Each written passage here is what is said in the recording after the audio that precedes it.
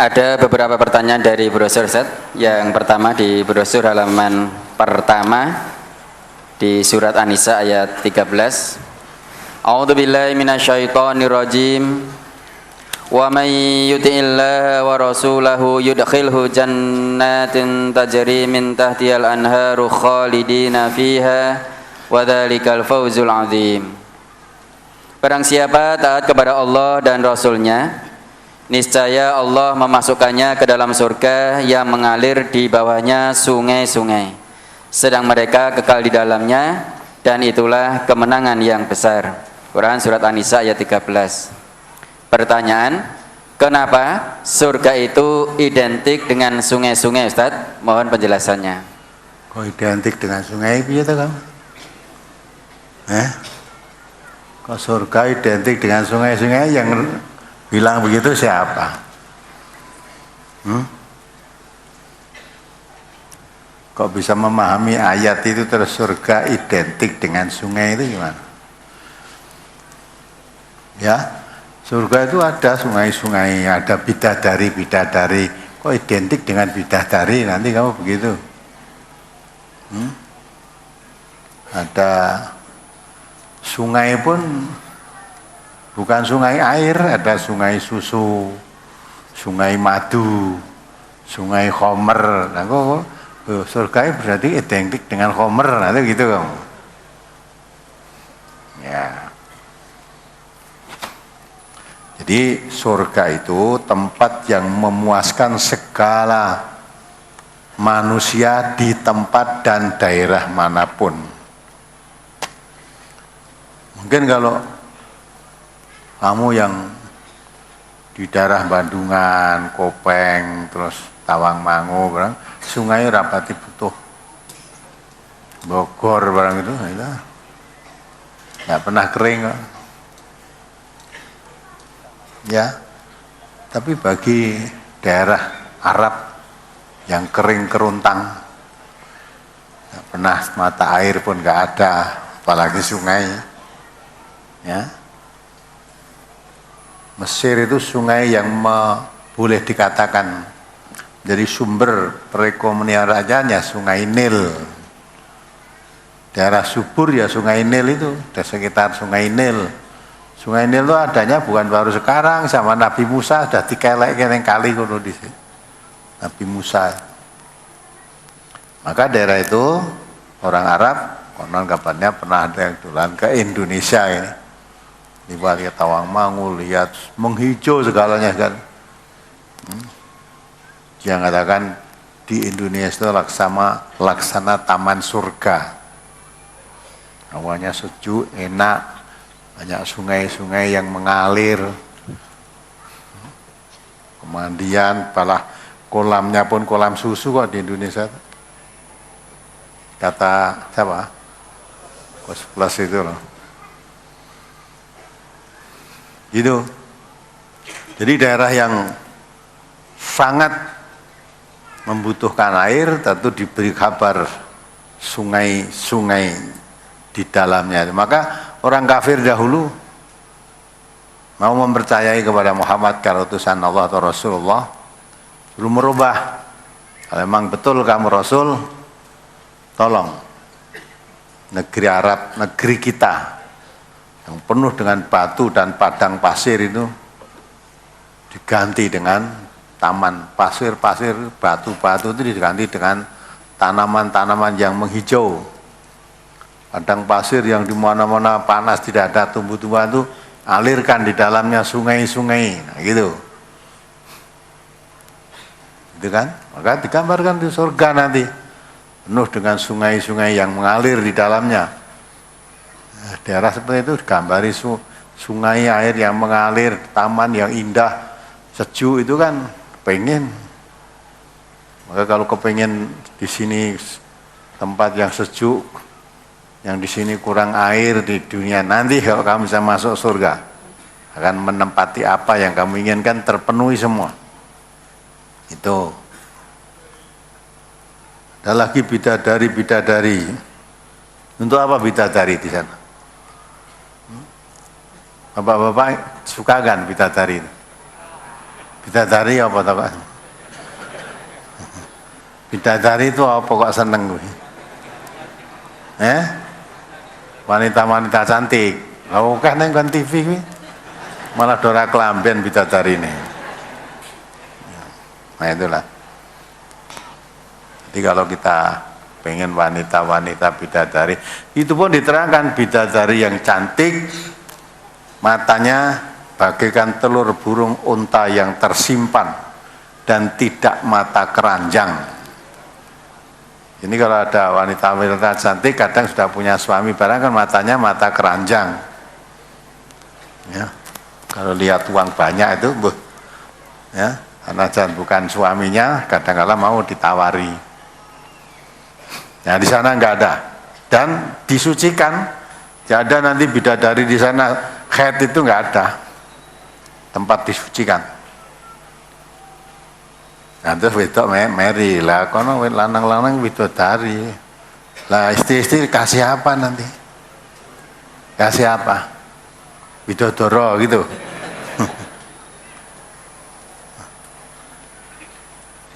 Wanita itu sukanya apa toh? Nah, perhiasan. Mungkin kadang-kala punya suami nyambut kayak merantau, orang mulai rapopo pak, sing penting duitnya dikirim terus. Iya, Mbak Suami mau kerja tahun-tahun nggak pulang nggak apa-apa, yang penting uangnya kirim. Jadi kalau saya bisa beli perhiasan, gelang, kalung, emas dan sebagainya lah.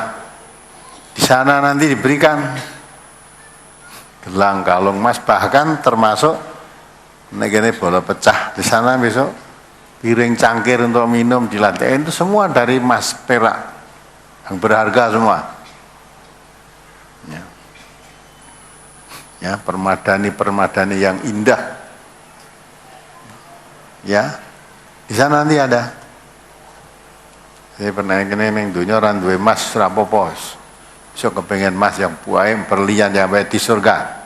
Syaratnya tidak sulit, syaratnya iman dan amal soleh itu saja. Kalau yang mau 5 tadi orang bakal mlebu swarga. Untung bertaubat. Ya. Kalau tidak bertobat, wah jangan harapkan itu. Orang yang bertobat seluruh dosanya diampuni oleh Allah. Innahu kana tawwaba. Kan itu Allah Maha menerima taubat. Ya, kadang-kala wong iso isin mundur. Kandhane sing ngampekno moh cak ngrungokke radio bareng-bareng moh ngrungokke radio nek istrine ra enek. Kene istrine tekono ya ganti pateni ganti apa ngono itu. Nah, memang untuk berbuat baik kadang-kala isin mundur. Jadi tadinya orang berbuat jelek tidak malu, arep berbuat baik no setane teko. Bisik-bisik kan, apa kamu tidak malu dengan istrimu? Nah itu. Masa wong lanang kok manut wong wedok kan gitu. Padahal kalau dalam Islam tidak peduli lagi itu perempuan, yang ditaati itu yang benar. Yang benar. Tuh, maka komplit. Nah, yang di dunia suka minum khamr, di sana siapkan khamr. Ya. Bengawan susu ya, susu khamr, bengawan, semua dari bengawan susu, bengawan khamr itu semuanya minuman segar, tidak memabukkan. Ya. Wes ngarani apa sing ora enek. Maka di surga itu tempat kepuasan, tidak pernah ada rasa kekecewaan di dalam surga. Bahkan suara-suara yang tidak bermanfaat, suara jelek pun nggak pernah terdengar. Nggak pernah terdengar di sana. Nggak ada suara-suara jelek, itu nggak ada. Nah itu maksudnya. Jadi kalau tadi diterangkan surga sungai-sungai mengalir di situ itu bagi orang Arab sekitarnya yang kurang banyak mendapat air, pengen mempunyai kebun yang disirami dengan air yang jernih, udara yang sejuk, nyaman begitu, nanti di surga kamu akan dapat semua itu. Apalagi? Brosur halaman 2, hadis yang tengah. An Muawiyah qol sami'tu Rasulullah sallallahu alaihi wasallam yaqul la tazalu ta'ifatun min ummati qa'imatan bi amrillahi la yadurruhum man khadalahum aw khalafahum hatta ya'tiya amrullahi wa hum zahiruna 'alan nas. Rawi Muslim. Dari Muawiyah ia berkata, aku mendengar Rasulullah sallallahu alaihi wasallam bersabda, selalu ada segolongan dari umatku yang menegakkan perintah Allah, tidak akan memudaratkan kepada mereka orang yang menentangnya atau menyelisihnya, sehingga datang keputusan Allah dan mereka tetap ada di tengah-tengah manusia. Hadis riwayat Muslim. Pertanyaan, apa yang dimaksud sehingga datang keputusan Allah, Ustaz? Keputusan Allah itu artinya apa yang menjadi ketetapan Allah. Hatta ya'ti Allah fi amrih. Jadi itu jaminan. Kapanpun umat Islam, umat Nabi Muhammad ini dalam situasi dan kondisi seperti apapun selalu ada yang menegakkan kebenaran. Itu kata Nabi itu. Jadi selalu ada seorang dari umatku, ini umat Nabi maksudnya, yang menegakkan perintah Allah dan tidak akan membawa madarat kepadanya pada yang melaksanakan perintah Allah tadi, sekalipun banyak orang yang menentangnya. Ini sesuai dengan ayat Al-Quran Al-Maidah 105, coba dibaca.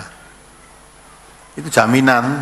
Nabi kan menguatkan ayat Al-Quran yang dikatakan oleh Allah itu. Maka kebenaran, penegak kebenaran yang selalu menegakkan ayat-ayat Allah, hadis-hadis Rasulullah itu zaman kapanpun selalu akan muncul. Walaupun ditentang, dihina, dicemooh, dikucilkan, bahkan dibekot dan sebagainya kan, tapi mereka tidak akan madarat dan mereka akan selalu berjuang untuk sampai datang keputusan Allah. Allah yang akan menyelesaikan mereka nanti. Baca ayatnya. Surat Al-Maidah, surat kelima ayat 105. Ya ayyuhalladzina amanu alaikum anfusakum la yadurrukum man dhalla idza tadaitum ilallahi marji'ukum jami'an fayunabbi'ukum bima kuntum ta'malun. Hai orang-orang yang beriman, jagalah dirimu, tiadalah orang yang sesat itu akan memberi mudarat kepadamu apabila kamu telah mendapat petunjuk. Hanya kepada Allah kamu kembali semuanya, maka Dia akan menerangkan kepadamu apa yang telah kamu kerjakan. Alaikum anfusakum. Nabi itu menguatkan ayat ini tadi. Allah mengatakan, hai orang yang beriman, jagalah dirimu. Artinya supaya diri kita tetap dijaga, jangan sampai terseret kepada jalan yang sesat. Malah ayat lain mengatakan bukan dirimu saja, wa ahlikum, ku anfusakum wa ahlikum naro. Jaga dirimu, jaga keluargamu, jangan tersentuh api neraka. Ya, maka alaikum anfusakum. Lama kamu menjaga diri, tetap melaksanakan agama Allah dengan baik, la yadurrukum man dhalla idza tataitum. Orang-orang yang zalim ingin mencelakakan kamu, memadaratkan kamu, tidak akan bisa. Tidak akan bisa. Karena nanti dijaga oleh Allah. Maka pada hadis ini, ya, hatta ya'ti Allah bi amrih, hatta ya'ti Allah, hatta ya'ti amrullah. Di ayat lain kata hatta ya'ti Allah bi amrih. Kalau ini hatta ya'ti amrullah. Wahum dhahiruna 'alan nas. Mereka tetap. Jadi umat Nabi yang mengamalkan Islam dengan betul itu selalu akan bermunculan. Sekalipun ditentang, sekalipun difitnah, ya, tetapi itu tidak akan membawa madarat. Tidak akan madarat. Nanti itu urusan Allah. Jadi orang yang menentang orang-orang yang menegakkan agama Allah itu nanti urusan Allah. Urusannya dengan Allah nanti. Apakah Allah akan memberi hukum mereka nanti telah mati, atau mereka akan sadar sebelum mati, ya, atau mereka akan diberi hukuman Allah supaya meneruskan usaha jahatnya merintangi jalan-jalan yang ada di jalan Allah, itu urusan Allah. Maka kalau kita kembali pada ayat ini, kita asal melakukan jalan yang benar, tidak peduli manusia mau apa, silahkan, itu urusan Allah. Dakwah itu miliknya Allah. Diganggu, dirintangi, dihambat, tidak akan untung mereka. Dengan cara apapun tidak akan untung. Karena lawannya Allah. Kalau Allah belum memberikan apa-apa, keputusan apa-apa, masih diberi kesempatan oleh Allah. Dibaca surat Ibrahim itu 42, 41, 42 ya.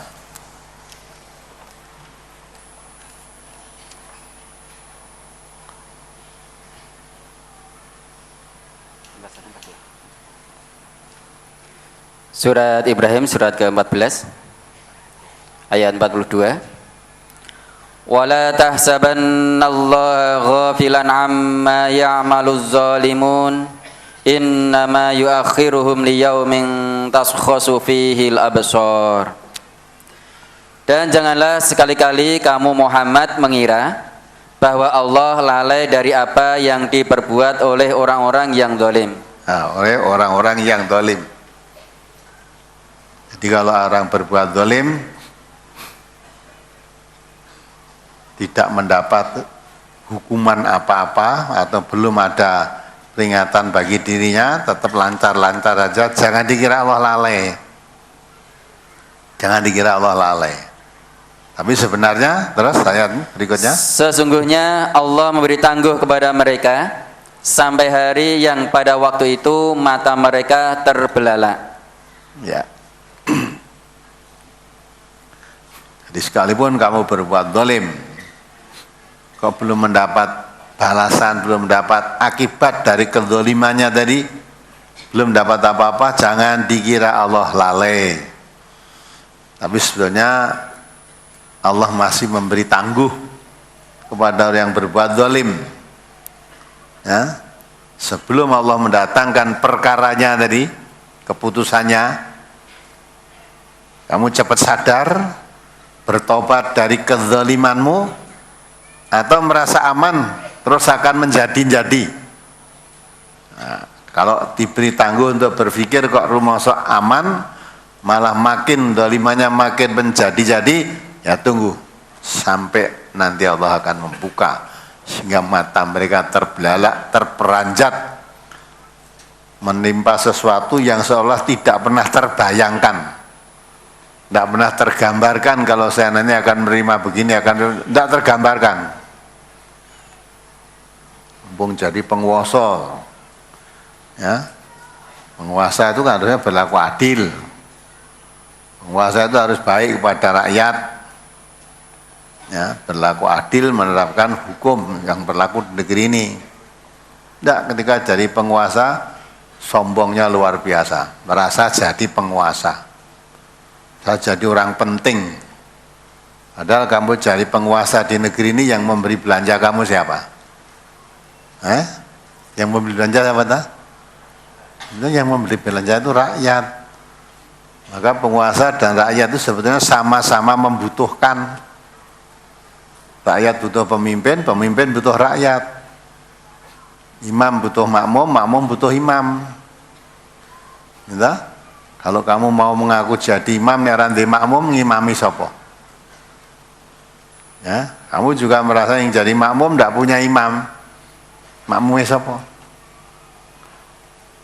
Maka dalam hadis Nabi mengatakan, al mu'minu ya'lifu wa yu'lafu, la khaira liman lam ya'lifu wa la yu'lafu, khairun nas amwahum linnas. manusia orang mukmin ya, itu kalau tidak memimpin ya dipimpin. Tidak ada baiknya orang mukmin kok memimpin ya tidak, dipimpin ya tidak mau. Memimpin ya tidak mau, dipimpin ya tidak mau. Kata Nabi yang begitu la khaira, tidak ada baiknya. Jadi orang liar itu nggak ada baiknya. Nah, setelah jadi pemimpin, mestinya kamu menjadi pelayan masyarakat, tapi kadang-kadang malah ngapusi, menindas masyarakat.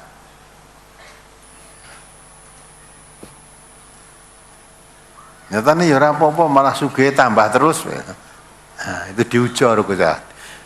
Itu berpikir, diberi tangguh istilahnya Quran tadi, kamu diberi tangguh, sadar tugasmu sebagai pemimpin itu melayani rakyat, memimpin masyarakat, atau merasa kamu sombong, seolah-olah penguasa mau berbuat apa saja bisa karena saya sebagai pemimpin.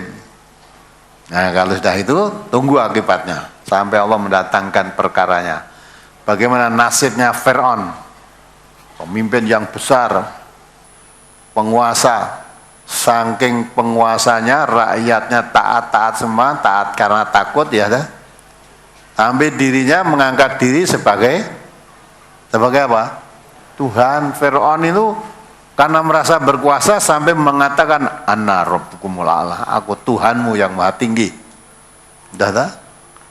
Diberi tangguh oleh Allah itu. Tidak gunakan untuk berpikir itu, mempunyai negeri yang makmur, rakyatnya taat, malah sombong, malah nang aku dadi Gusti Allah. Sudah. Akibatnya tunggu sampai Allah mendatangkan perkaranya. Telah diberi tangguh tidak mau surut dari kesombongannya oleh Allah, cuma ditenggelamkan di Laut Merah beserta bala tentaranya. Masa Gusti Allah mati tenggelam neng laut? Itu kan penghinaan luar biasa. Sampai jasadnya tentaranya habis semua, jasad Fir'aun yang terapung-apung diambil, dimumi, diabadikan. Konon sampai sekarang masih ada bangkainya Fir'aun itu dan dimumikan di Museum Mesir sana. Sampai sekarang orangnya masih ada. Biar jadi pelajaran bagi umat-umat sesudahnya. Kalau kita sampai misalnya lihat kanan dulu loh, itu wonge dulu pernah ngaku jadi Tuhan, sekarang wong tinggal meringis, tinggal giginya, ya udah tinggal kerangka, udah ribuan tahun. Fir'aun itu kan zamannya Nabi Musa, Nabi Muhammad pun belum pernah ketemu, tapi sampai sekarang masih bisa melihat jasadnya yang sudah dikeringkan itu.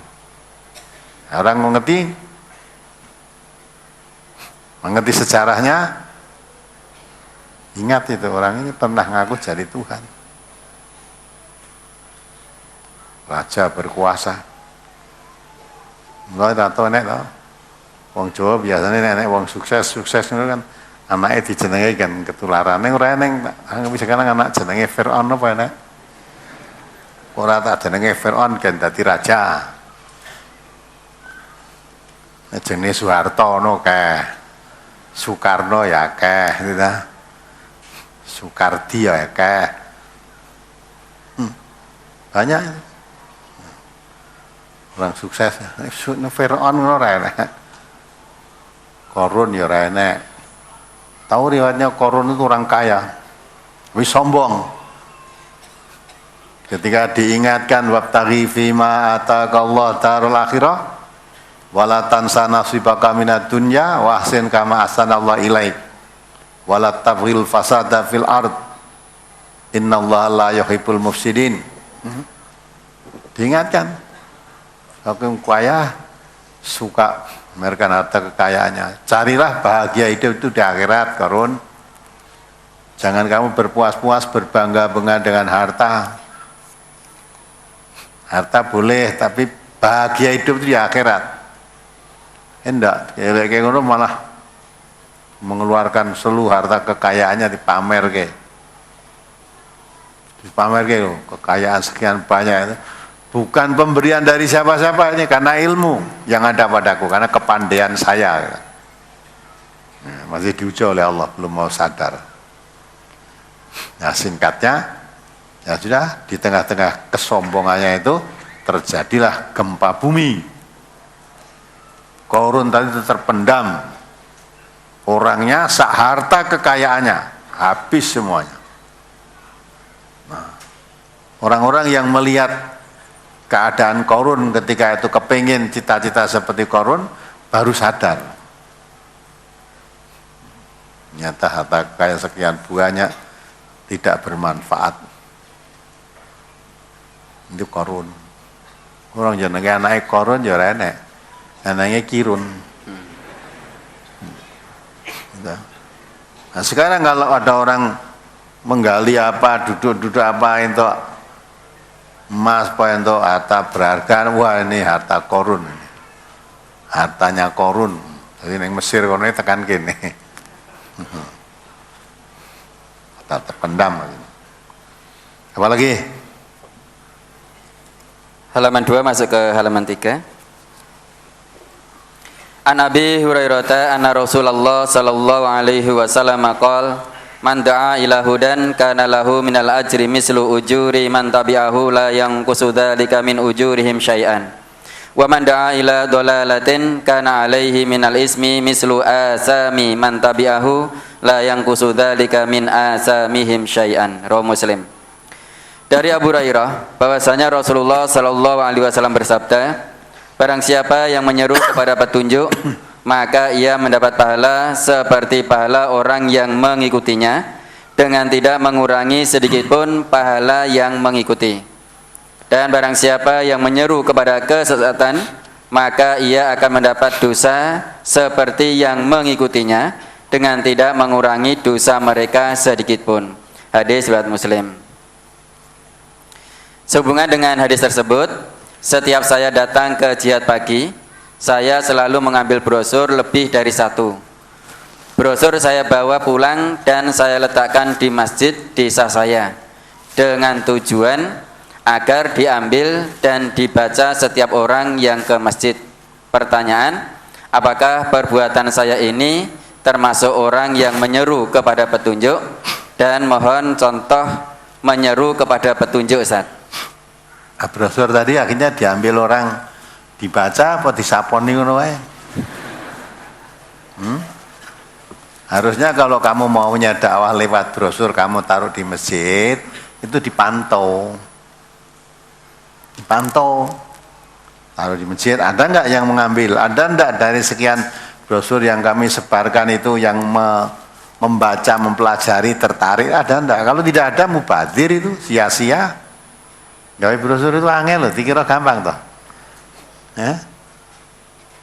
Bikin brosur itu sudah direncanakan seminggu sebelumnya. Ini keluar ini minggu yang akan datang apa? Itu direncanakan sudah.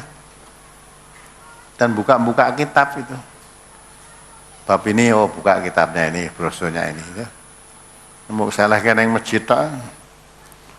Namanya dibaca dianggap ada Quran. Quran diwaca wes salah ke modal Quran ini ya kalau sudah hari besok sudah basi. Kalau brosur ini kan berlaku seterusnya. Orang yang tidak menilai, tidak menghargai brosur itu apalagi ngerti, wah brosur MTA delok judulnya ini di gua. Nah, bicara begitu tak tepat. Kalau memang kamu begitu, lihat coba masjid yang kamu taruh itu tadi ada perubahan enggak? Mungkin kamu tidak tahu siapa yang buat, tapi di masjid yang kamu tak letaki brosur tadi ada perubahan enggak? Ibadah mereka, orang penghuni masjid itu ada perubahan apa tidak? Nah, jangan kamu ambil brosur tak taruh di sana, jangan. Kalau sekira dakwah itu ada manfaatnya, ya semua yang hadir kan mesti ya cedak masjid kabeh. Ngono kabeh tumpukan timbang turah iki gawanen brukno ning masjid ngendi kon. Dadi sampah. Nanti sing telaten ya dikilokke. Ya, dikumpulke nek akeh dikilokke. Ya. Jadi contohnya bagaimana? Mantailah hudan. Siapa mengajak manusia kepada petunjuk? Adalah ajak ngaji. Coba kayak brosur dicak ajak ngaji. Di sini atau di tempat pengajian di kelompok musana atau suruh ajak dengarkan radio dan sebagainya, diajak. Kalau diajak, kamu ngajak orang itu mau, akhirnya jadi orang baik. Seperti tadi bapak-bapak yang dengar radio, yang asalnya mau limo terus tobat. Asalnya ada tadi ibu juga yang biasa melaksanakan kebiasaan-kebiasaan yang tidak ada tuntunannya, malah mengandung kemusyrikan tadi. Wong Islam menganggu bedah bumi, untung ora bedah langit. Bedah langit ini biasa. Tinggalkan kebiasaan-kebiasaan musyrik itu. Nah kalau itu diikuti orang, kamu ngajak diikuti, dapat pahala. Ya, tidak diikuti ngajaknya itu pun dapat pahala. Nah kalau yang diajak mau, dia dapat pahala 2 lipat. 1 pahala saya mengajak orang tadi. Yang kedua mengajak menuntun orang yang diajak tadi mau melaksanakan kebenaran atau menjalani berjalan menurut petunjuk, berarti menyelamatkan orang kan. Tidak berkurang sedikit pun. Gitu. Baliknya kalau kita mengajak orang berbuat jahat, kamu menunjukkan mengajak orang akhirnya mau, ya, mengajak berbuat jahat itu sudah dosa. Apalagi yang diajak mau dan melaksanakan kejahatan, dia melakukan kejahatan tadi karena ajakanmu, dosamu double. 1 dosa mengajak orang yang untuk berbuat jahat. Yang kedua, dosa orang tadinya orang-orang baik jadi berbuat jahat karena ajakanku. Ini karena dia berbuat jahat karena dari saya, maka saya memikul dosa. Bukan berarti memikul dosanya orang yang diajak tadi, dia memikul dosa, maka dia menanggung dosa, yang mengajak juga menanggung dosa. Tidak mengurangi dosa sedikit pun. Orang kok, wah saya diajak itu kok terus saya ikut, nanti kalau salah kan dosanya yang memikul yang ngajak, enggak. Yang mengajak juga memikul dosa, yang diajak mau memikul dosa, saling tidak mengurangi sedikit pun, masing-masing memikul dosanya sendiri-sendiri. Lah yang mengajak tadi dosanya double, karena di samping saya mengajak orang ini sudah dosa, ngajak berbuat jahat, kejahatan dilakukan merugikan orang banyak, lah dia mendapat dosa juga. Itu maka kalau mengajak ya kepada yang baik, jangan yang jelek. Apalagi manusia diciptakan oleh Allah di dunia ini untuk menjadi khalifah, pengatur, penata, bukan perusak. Apalagi Brosur halaman 3 masuk ke halaman 4. An Kasir bin Abdillahi an Nabihi an Jaddihi anna Nabiyya sallallahu alaihi wasallam qala li Bilal bin al-Haris i'lam qala ma'alamu ya Rasulullah qala innahu man ahya sunnatan min sunnati qad umitat ba'di fa inna lahu minal ajri misla man amila biha min ghairi an yunqisa min ujurihim syai'an wa man ibtada'a bid'ata dhalalatin la yardaha Allahu wa rasuluhu kana alaihi mislu asami man amila biha la yunqisa dzalika min auzarin nasi syai'an. Rawahu Tirmidzi. Dari Kasir bin Abdullah, dari ayahnya, dari kakeknya, bahwasanya Nabi sallallahu alaihi wasallam bersabda kepada Bilal bin Al-Haris, "Ketahuilah." Bilal bertanya, "Apa yang harus saya ketahui ya Rasulullah?" Beliau bersabda, "Sesungguhnya barang siapa yang menghidupkan sunnah dari sunnahku yang dimatikan sepeninggalku, maka dia akan mendapatkan pahala seperti pahalanya orang yang mengamalkan sunnah itu tanpa mengurangi pahala mereka sedikit pun. Dan barang siapa yang membuat bid'ah yang sesat yang tidak diridhai Allah dan Rasulnya, maka ia akan mendapatkan dosa seperti dosa-dosanya orang yang melakukan bid'ah itu. Yang demikian itu tanpa mengurangi sedikit pun dari dosa-dosa orang yang melakukannya. Hadis riwayat Tirmidzi. Ia berkata ini hadis hasan. Pertanyaan, apakah ada perbuatan bid'ah yang diridhai Allah dan Rasul-Nya? Dan bagaimanakah dengan para ustadz yang menyatakan bahwa bid'ah itu ada dua macam, yaitu bid'ah hasanah dan bid'ah dolalah, Ustaz? Ya biar para ustadz mengatakan begitu, silakan saja. Yang penting agama itu tidak nurut siapa? Tidak nurut ustadz. Ya, agama itu sumbernya bukan dari ustadz, sumbernya dari Quran dan sunnah. Kalau ustadz menerangkan agama itu ada bid'ah hasanah, bid'ah dolalah, tunjukkan dalilnya mana. Yang bid'ah hasanah itu yang mana? Ya kan nuduhin, no? Bid'ah itu sesuatu yang baru, ibadah yang baru, kok hasanah itu apa contohnya? Ya, jadi bid'ah yang dimaksud dilarang oleh Allah yang dikatakan oleh Nabi, kullu bid'atin dolalah wa kullu dolalatin finnar. Kullu itu tiap-tiap atau semua yang bid'ah itu sesat, semua. Tidak ada yang bid'ah baik, itu nggak ada bid'ah. Wong Nabi aja mengatakan, ya, inna ahsanal hadithi kitabullah wa khairul hadyi hadyu Muhammadin wa syarrul umur muhdatsatuha. Ya, sesungguhnya sebenar-benar ucapan, sebaik-baik ucapan itu kitabullah, maksudnya Al-Qur'an. Al-Qur'an itu enggak ada yang salah. Dari awal sampai akhir Quran itu enggak ada yang salah. Ya. Wa khairul hadyi hadyu Muhammadin, sebaik-baik petunjuk itu petunjuk Nabi Muhammad SAW. Maka kita harus meyakini orang yang paling tahu pendekatan diri kepada Allah, cara yang paling diridhoi, paling mengerti caranya untuk mendekatkan diri kepada Allah adalah Nabi Muhammad SAW. Maka beliau diangkat oleh Allah. Laqad kana lakum fi Rasulillah uswatun hasanah. Beliau diangkat menjadi uswah hasanah. Maka kalau ingin mendekatkan diri kepada Allah, nyontoh Rasulullah. Maka Rasulullah syarrul umur muhdatsatuha mengatakan sejelek-jelek urusan ibadah itu yang diada-adakan, yang baru. Zaman Nabi belum ada, zaman sahabat belum ada, sekarang ada, yaitu ibadah yang syar, yang jelek. Nah.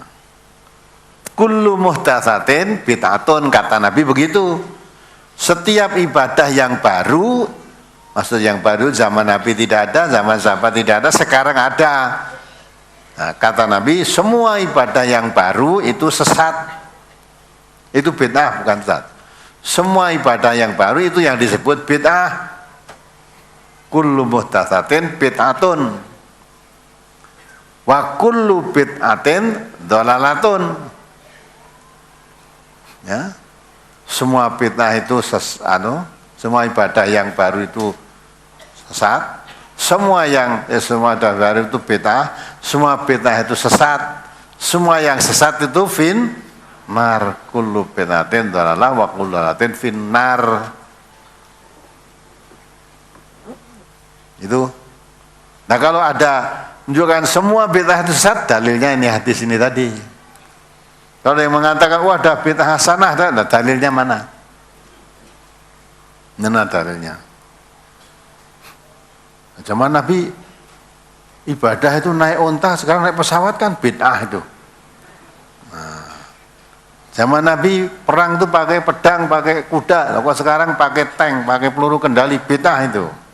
Nah, berarti kamu tidak paham yang dimaksud bid'ah sesat itu bid'ah mengenai urusan ibadah.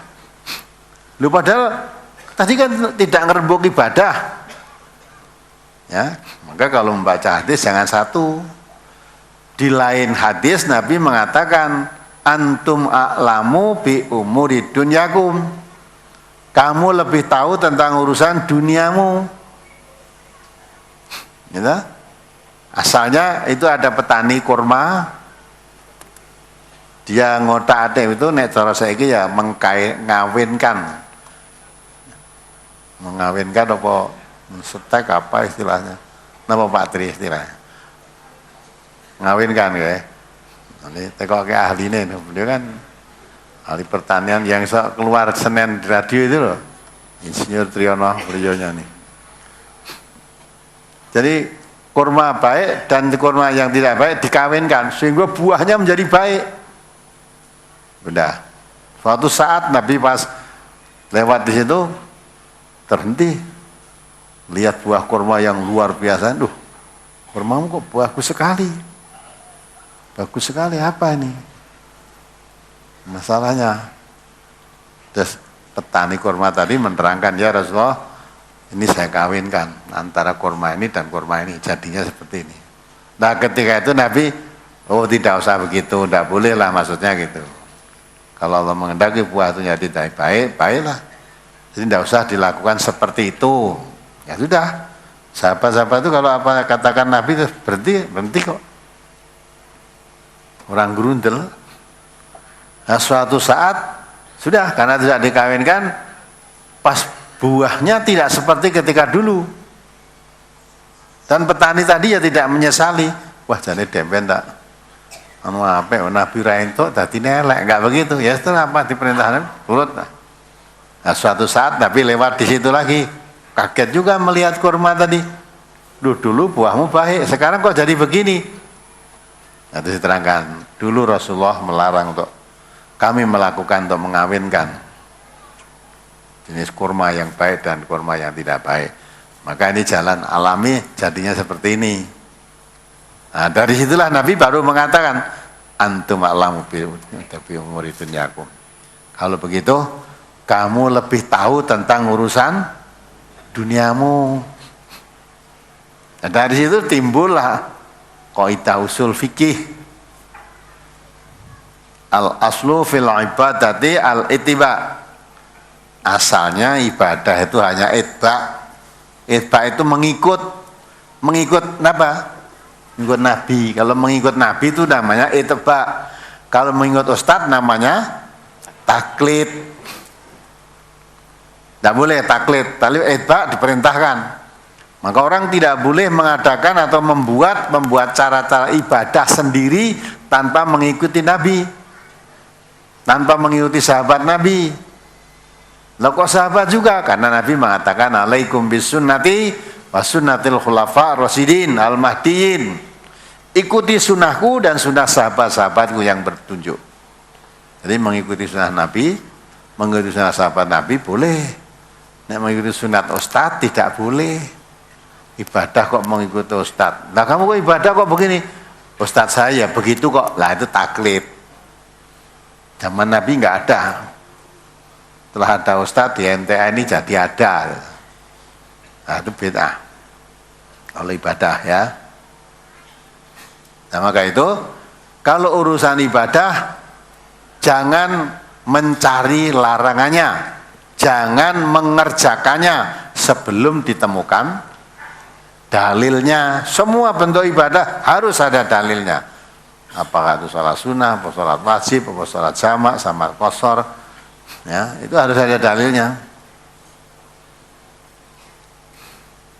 Tetapi kalau urusan dunia, jangan mencari dalil. Asalnya seluruh urusan dunia apa saja itu boleh. Selama tidak ada larangan. Maka kalau dia cari larangannya. Larangannya ada enggak? Kalau enggak ada larangannya berarti boleh. Nah, boleh. Jangan karena saya tidak suka haram. Nek saya suka halal. Ya, halal haram itu dalam Islam itu sudah jelas kata Nabi, al halalu bayyinun wal haramu bayyinun. Halal itu jelas, haram jelas. Tapi kalau haram kalau menurut ustadz masing-masing jadi tidak jelas. Ya, karena ustadznya kalau senang oh itu halal, yang tidak senang itu haram. Daging biawak itu halal atau haram? Biawak tahu nggak biawak? Apa biawak?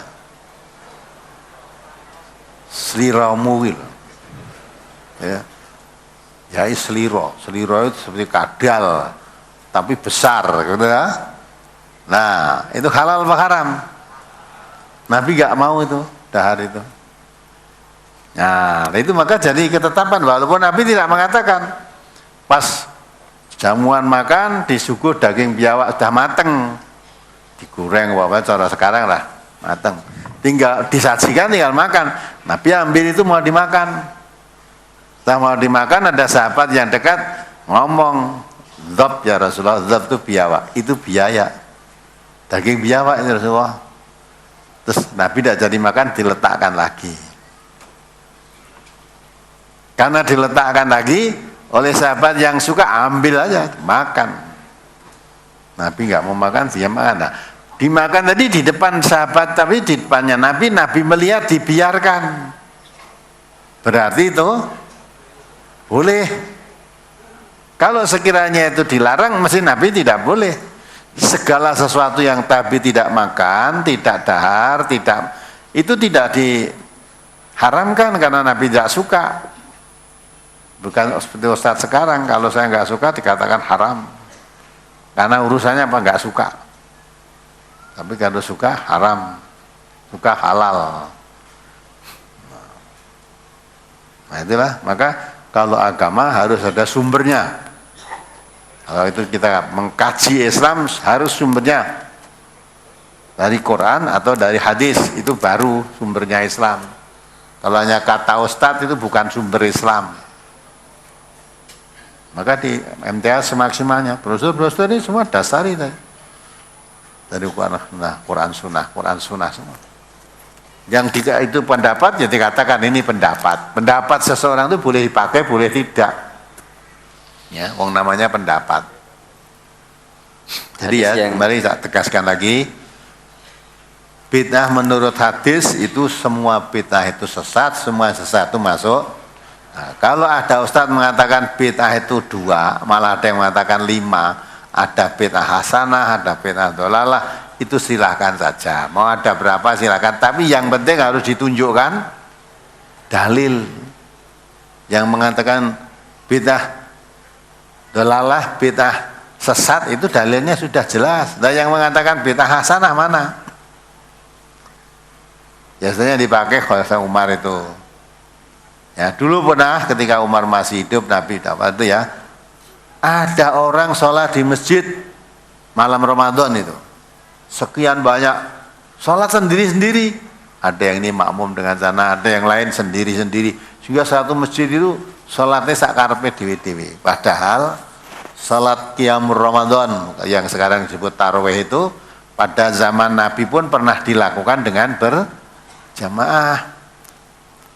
Pernah dilakukan. Nah ini Umar melihat orang sebanyak ini kok sholat sendiri-sendiri, maka Umar datang. Ayo salah satu maju jadi imam, yang lain makmum. Nah, setelah begitu, ya kalau ini dikatakan bid'ah, ini bid'ah hasanah. Kalau ini andai kata saya ini dikatakan bid'ah, bid'ah hasanah. Bid'ahnya di mana? Mengatur tadi, tapi sholat jamaahnya itu bukan mengada-ada, karena Nabi pernah melakukan sholat tarawih berjamaah itu dilakukan. Jadi sekian banyak orang kok sendiri-sendiri, maka lakukan jamaah, karena Nabi pernah melakukan jamaah. Ya, kamu salah satu depan maju jadi makmum, jadi imam, yang lain makmum. Nah, ini kalau dikatakan bid'ah, mengatur saya ini bid'ah hasanah. Ya hanya satu itu. Bid'ah mengaturnya. Kalau zaman Nabi nggak usah diatur kok. Oh, Nabi tahu sholat itu tidak tanya kok, itu sholat apa? Langsung Nabi sholat ikut di belakangnya, ya tanpa tanya itu sholat apa, itu langsung ikut di belakangnya, Nah setelah dianggap oleh Nabi membahayakan, karena makin malam makin lama kok makin banyak pengikutnya. Terus Nabi tidak datang lagi, malah tidak datang bukan karena sakit, bukan karena itu tidak boleh, tapi Nabi pagi harinya subuh memberi penjelasan, Saya tahu kalau kamu menunggu-nunggu saya untuk datang, tersengaja saya tidak datang, saya khawatir. Ya, tadi semalam kamu tunggu itu, saya tahu sebetulnya. Saya tidak datang khawatir kalau kamu anggap sholat ini sholat wajib. Dianggapnya sholat tarwih dengan berjamaah itu kamu anggap wajib. Gitu. Maka Nabi keluar tidak keluar sholat tarwihnya malam hari ditunggu-tunggu sahabat-sahabat. Tidak. Bukan pagi hari jamaah subuh. Sahabat bertanya, matur kepada Nabi, ya Rasulullah kami semalam menunggu tapi engkau tidak datang. Iya saya tahu, saya sengaja tidak datang salat tarwih. Saya khawatir salat ini kamu anggap wajib. Nah, sudah dibegitukan oleh Nabi aja sekarang itu sepertinya seperti itu. Ibu-ibu atau neng masjid di Ramadan tarwih nu kebuak masjidnya. Ya. Padahal Nabi dulu mengkhawatirkan wajibi malah orang mangkat, malah kene malah kadang-kadang di masjid kebak ditambahi malah. Tambahi apa? Tenda-tenda penuh. Ya, kenapa ibu-ibu sregep sholat malam tarwih neng masjid? Padahal Nabi mengatakan sebaik-baik sholat wanita itu di rumah. Dan sholat yang sangat ditekankan itu pun sholat wajib. Wajib atau neng masjid malah sholat tarwih neng masjid. Ya, itu khawatir seolah-olah wajib. Malah seolah ana sing dipenemu kena sesuk poso kok bengine ora tarwih, puasane ora sah. Sah tidak apa-apa. Ya. Tarwih itu sunnah, tidak dilakukan pun tidak dosa. Puasa wajib. Sekalipun kamu sholat tarwih sregep sebulan utuh, kalau tidak puasa dosa kamu. Baliknya, kamu puasa utuh sebulan, tidak pernah tarwih, dosa apa enggak? Tidak dosa. Nah, tentu yang lebih baik ya tarwih, ya puasa. Neng kok milih salah siji, yang ditinggalkan itu tarwih jangan sholat, jangan puasanya. Tinggalkan puasa sehari aja tanpa alasan yang dibenarkan oleh agama, itu diganti puasa sepanjang tahun, disaur puasa sepanjang tahun tidak sah. Tidak sah. Nah, tapi kalau tarwih ditinggalkan nggak apa-apa. Ya hanya tidak apa-apa terus orang penting, bukan. Kalau tidak apa-apa ya kamu tidak dapat pahala. Malam Ramadan yang dikatakan oleh Nabi mangkoma Ramadana imanan wahtisaban ghufira lahu ma taqaddama min dhanbi. Siapa yang berdiri di bulan Ramadan, maksudnya qiyamul lail Ramadan tarwih tadi, Allah mengampuni dosa-dosanya. Ya, apalagi? Berdosa dalam 4 Ustaz. An Abi Hurairah fi ma'alamu an Rasulillah sallallahu alaihi wasallam qala innallaha yab'atsu li hadhil ummati ala ra'si kulli mi'ati sanatin man yujaddidu laha dinaha. Rawahu Abu Dawud. Dari Abu Hurairah, menurut yang aku ketahui dari Rasulullah sallallahu alaihi wasallam, beliau bersabda, sesungguhnya Allah akan membangkitkan pada umat ini setiap penghujung 100 tahun orang yang memperbarui agama pada umat tersebut. Hadis riwayat Abu Dawud. Pertanyaan, mohon penjelasannya, apakah setiap generasi akan ada suatu tindakan penyelewengan agama dan juga bid'ah-bid'ah sehingga harus diperbarui kembali dengan kembali kepada Allah dan Rasulnya? Dan apakah yang dilaksanakan oleh MTA ini juga termasuk di dalamnya, Ustaz? Di dalamnya mana? Ya, di dalam yang termasuk bid'ah-bid'ah atau yang sesat atau yang mengembalikan kepada kebenaran tadi. Jadi itu Nabi memberikan isyarat. Tiap 100 tahun, di ujung tahun 100 tahun ya, itu Allah memunculkan orang-orang yang mengajak kembali. Haji itu pembaharuan, itu mengajak kembali ke ajaran Islam yang sebenarnya. Ya. Karena orang Islam itu kadang-kala kalau sudah saking lamanya berpisah dengan kitab sucinya, menyimpang dari ajaran Islam itu tidak terasa. Karena memang tidak pernah ngaji. Ngaji dalam arti mempelajari. Tidak pernah mempelajari kitab sucinya, tidak pernah mempelajari apa itu perilaku Nabi, sunnahnya. Ya. Yang digede-gede pendak maulud Nabi, peringatan maulud Nabi. Terus adakan musyafakoh, adakan ini, adakan itu. Tapi enggak mempelajari sunnah nabinya seperti apa. Quran juga begitu. Tidak ada kegiatan yang rutin mempelajari, mengkaji isinya Quran itu enggak. Kegiatan rutin ya musyafakoh, tilawatul Quran, di mana. Nanti konon kabarnya akan diadakan di Batam tahun berapa nanti. Batam.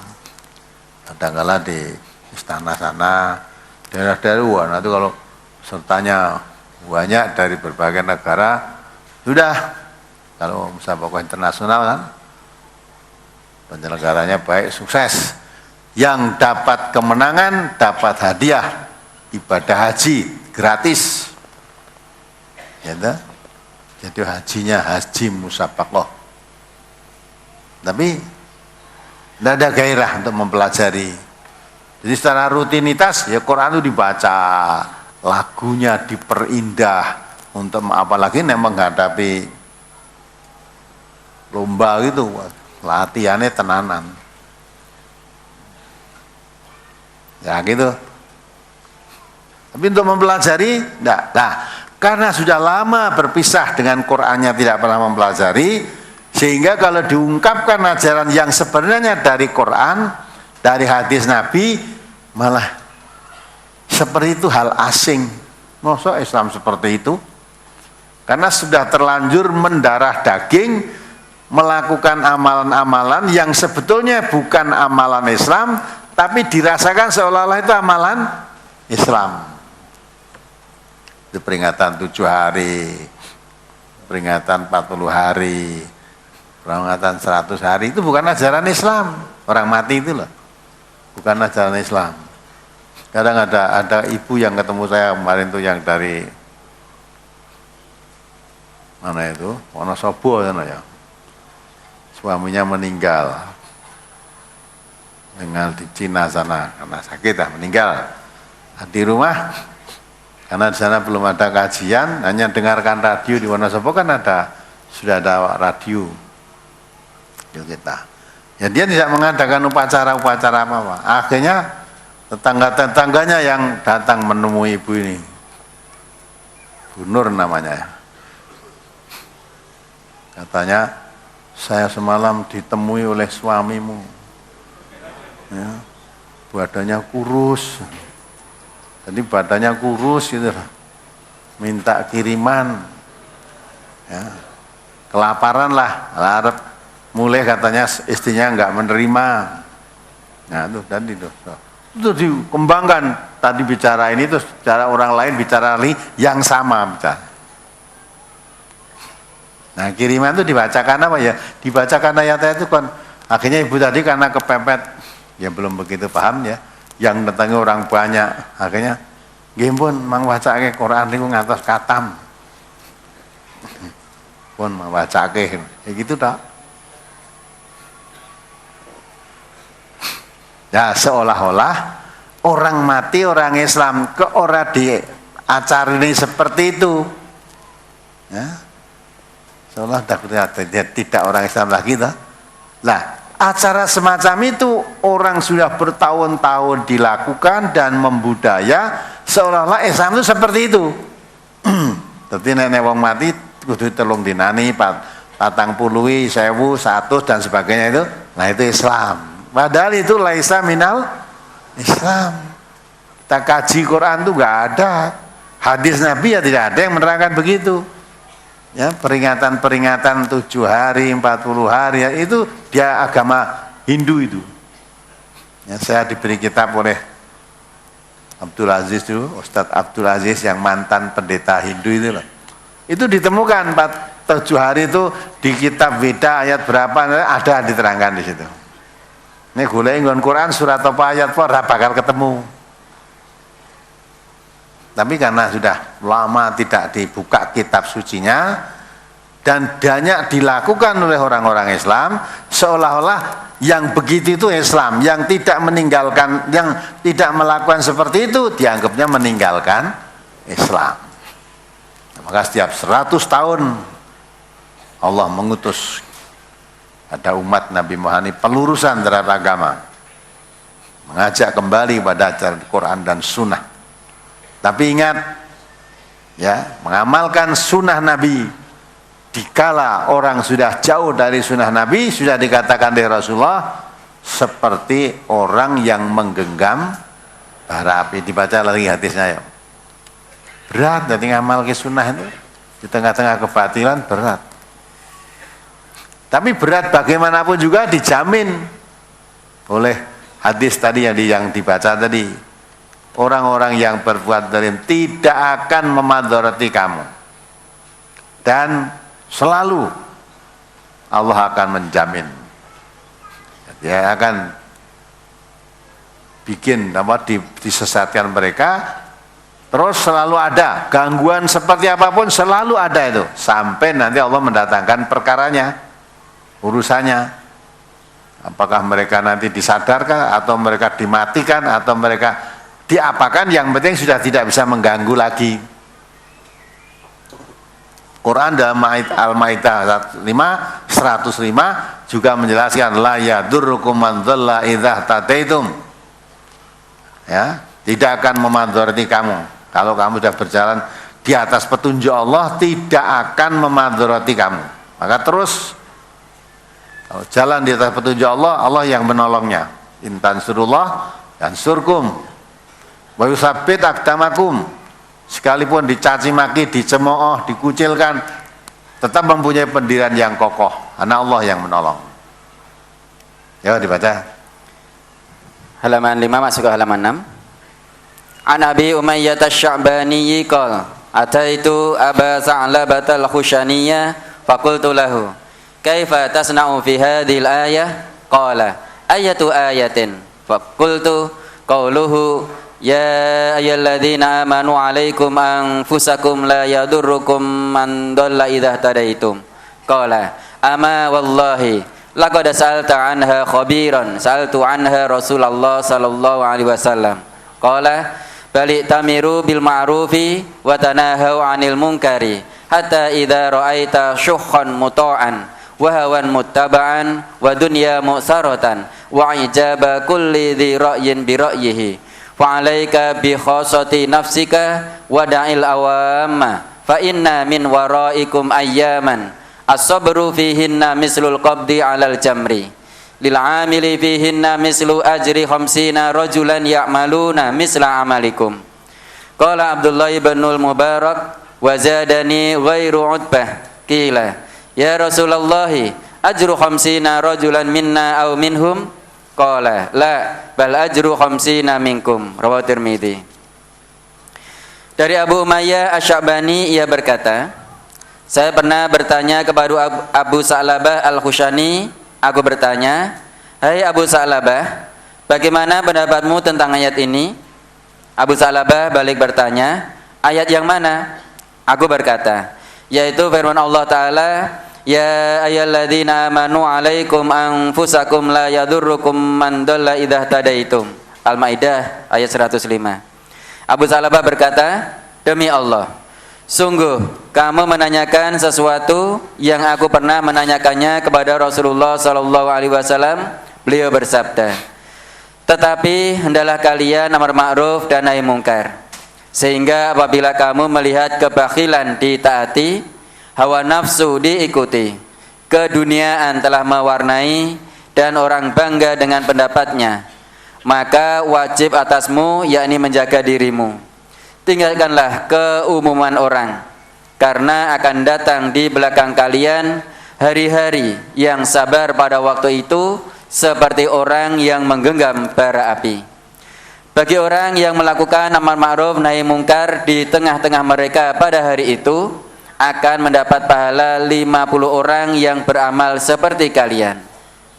Abdullah bin Mubarak berkata, dan menambahkan kepadaku selain Utbah ada yang bertanya, "Ya Rasulullah, apakah pahala 50 orang dari kami atau dari mereka?"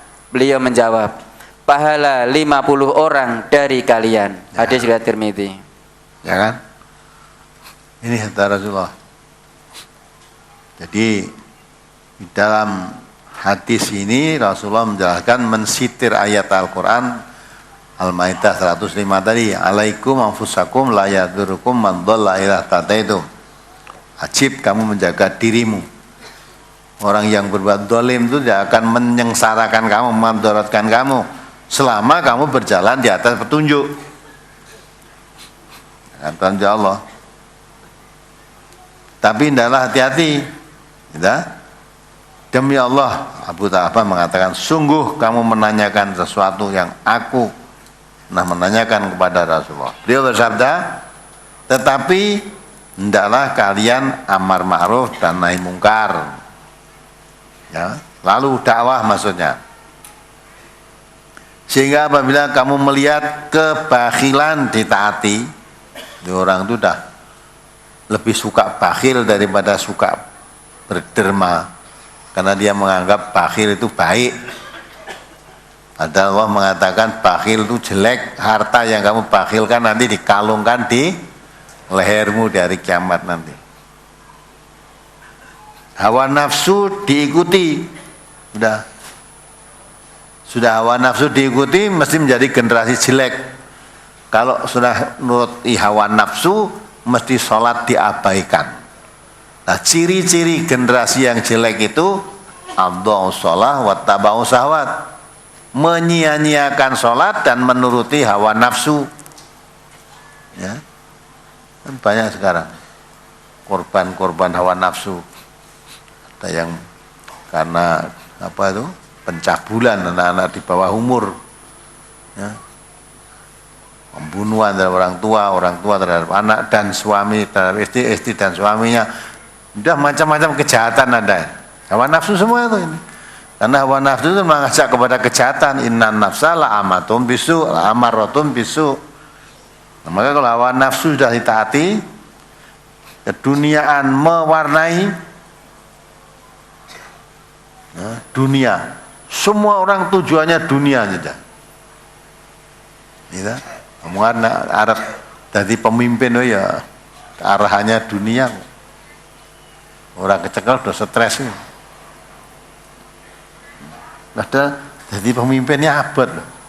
Zaman Rasulullah itu sumpah, saya tidak akan memberikan jabatan kepada siapapun yang menginginkan jabatan itu, apalagi ambisi, tidak akan diberi.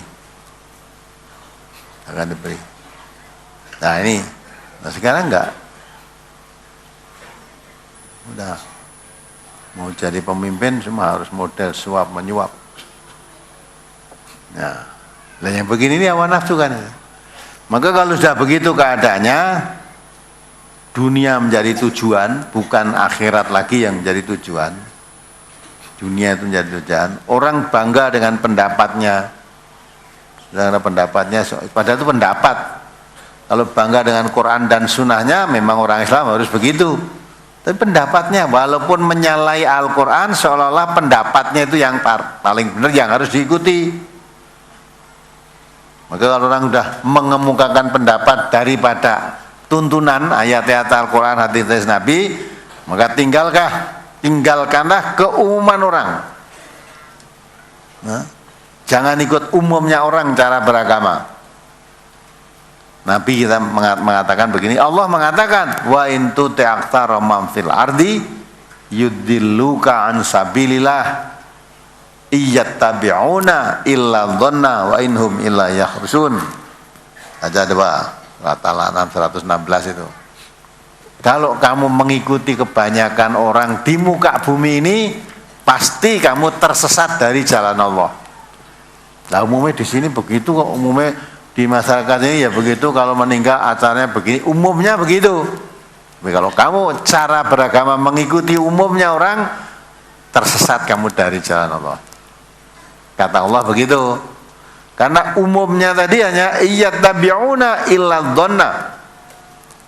Mereka itu hanya mengikuti prasangka-prasangka belaka. Barangkali mbok menawa kira-kira dalam agama enggak boleh barangkali mbok menawa enggak. Agama itu mengajarkan kepastian. Yang benar ya benar, yang salah-salah itu pasti. Orang kok kira-kira ngene iki apik ndak? Kira-kira iki bener ndak? Yang benar sudah jelas. Kira-kira ngene iki ganjarane gede tidak? Ya, pahala yang amal yang mendatangkan pahala itu sudah ditentukan oleh Allah. Ayo dibaca. Surat Al-An'am, surat ke-6 ayat 116.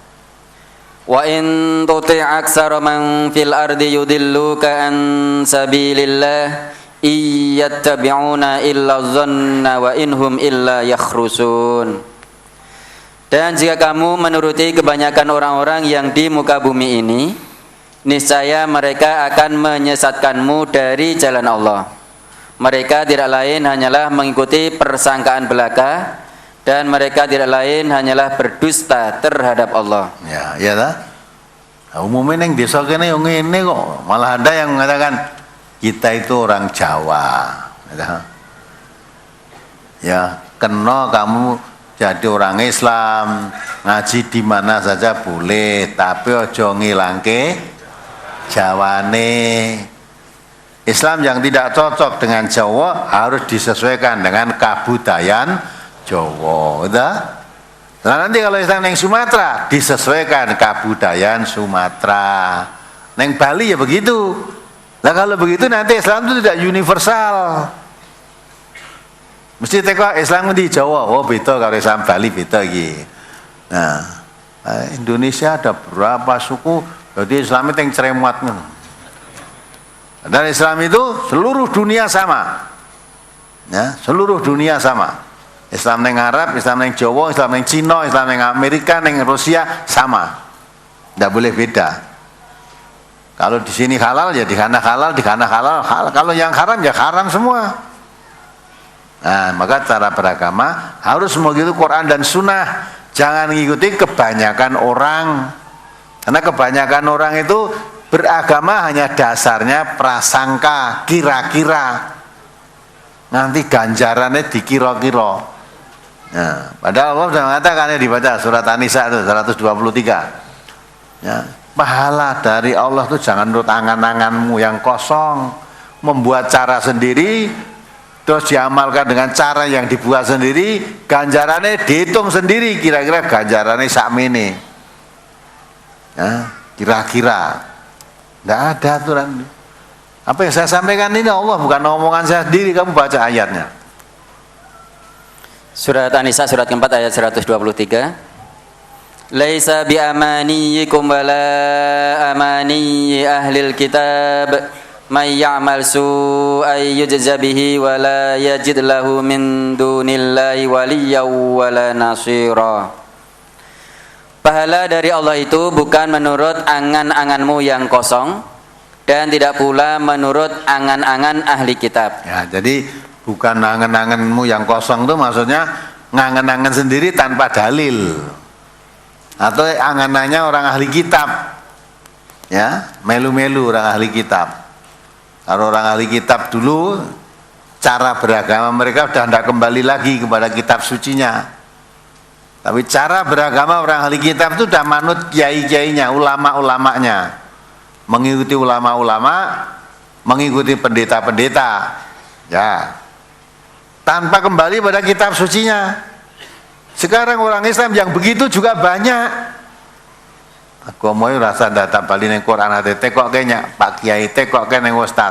Nah, kapal itu ya sudah itu dipakai. Malah yang membawa doktrin katanya tidak boleh kembali kepada Quran dan Sunnah, ya tidak karuan kan. Nah itu sudah mengikuti mereka. Nanti ganjarannya di angen-angen dibuat sendiri. Padahal Allah mengatakan tadi. Coba dibaca sekali lagi artinya itu. Pahala dari Allah itu bukanlah menurut angan-anganmu yang kosong dan tidak pula menurut angan-angan ahli kitab. Barang siapa yang mengerjakan kejahatan, niscaya akan diberi pembalasan dengan kejahatan itu, dan ia tidak mendapat pelindung dan tidak pula penolong baginya selain dari Allah. Ya, kita kan, jadi tidak boleh kita membuat cara sendiri, mengangan-angan ganjarannya sendiri untuk bentuk ibadah, itu tidak boleh. Kalau duniawiya silakan dikembangkan kreativitasnya, silakan berkreatif. Tapi kalau agama, ibadah jangan menurut angan-angan dikembang-kembangkan sendiri, tidak boleh. Itu bid'ah jadinya. Nah, maka cara beragama jangan ikuti cara mereka beragama. Cara beragama harus mengikuti Quran dan sunnahnya. Walaupun dikatakan Nabi, orang yang mengamalkan sunnahku ketika sunnahku dimatikan orang, seperti orang menggenggam bara api. Tetapi orang yang beramal di kala zaman itu, ya, mendapat pahala kebaikan seperti 50 orang berbuat kebaikan. Sahabat bertanya, ya Rasulullah, 50 orang berbuat kebaikan itu dari kami, para sahabat-sahabat ini, atau orang nanti? Nabi dari kamu. Jadi, 50 orang sahabat berbuat satu kebaikan, dengan satu orang berbuat kebaikan ketika orang sudah mulai memadamkan sunnah Nabi, orang mengamalkan seperti menggenggam bara api lah. Dikala itu orang berbuat kebaikan, nilainya sebanding dengan 50 orang sahabat berbuat kebaikan. Mestinya kan lupa aneh satu. Nah, iya. Karena pada saat itu Nabi ya beramal baik, wong ditungguin Nabi, masih melihat Nabi, masih ditungguin Nabi. Nah, orang nanti Nabi sudah dimatikan, sunnah Nabinya dimatikan. Orang yang melakukan amalan-amalan sunnah malah dianggap itu aliran sesat, dianggap pakai ajaran baru, dianggap merubah-rubah agama nenek moyang dan sebagainya. Maka sampai dikatakan seperti menggenggam bara api. Tapi siapa yang bertahan walaupun seperti menggenggam bara api tadi, amal kebaikannya sebanding dengan 50 orang sahabat berbuat baik. Nah, ini maka jangan sampai kita ragu-ragu di ayat ini. Hadis-hadis Nabi yang begitu. Nah, cara beragama mereka sudah tidak. Maka kita dilarang, wala yakunu kalladzina utul kitaba min qabl. Kamu jangan berkeadaan seperti orang-orang yang diberi kitab sebelum mereka, sebelum Quran ini. Mereka cara beragama bagaimana? Dibaca surat Taubat 31 itu. Cara beragama mereka juga seperti itu. Maka orang Islam jangan seperti mereka. Karena mereka cara beragama tidak kembali kepada kitab sucinya. Fatala alaihimul amadu faqasat qulubuhum wa katsirum minhum fasiqun. Akhirnya mereka jauh tidak pernah mengerti isi kitab sucinya, lama-lama berpisah dengan kitab sucinya. Kalau diterangkan kitab sucinya, dia malah menolak isi kitab suci. Cukup mengikuti orang-orang alimnya, ulama-ulamanya, ikuti pendeta-pendetanya, walaupun bertentangan dengan kitab sucinya, karena tidak mengerti kitab sucinya.